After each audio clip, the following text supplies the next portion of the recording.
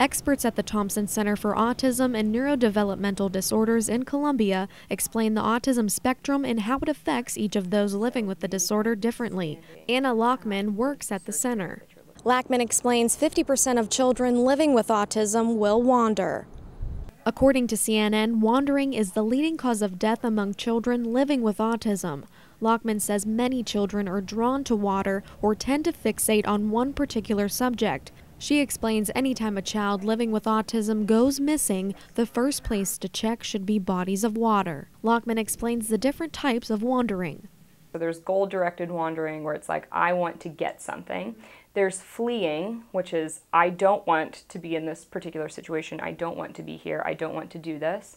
And then there's kind of this other category where, about 50% of parents who have a child who has wandered in the past report that they really feel like their child wanders just because they like to run. Lockman also says children living with autism tend to travel greater distances than typical children. For whatever reason, kids who wander tend to be able to hide in kind of places that you wouldn't necessarily think kids might be drawn to. And so that's another thing that people just have to take into consideration as well is, basically leave no stone unturned, because you never know, where an individual might be seeking shelter or resting or hiding.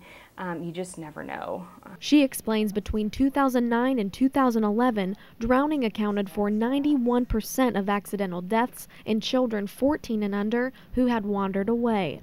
In Columbia, Courtney Joden, KRCG 13.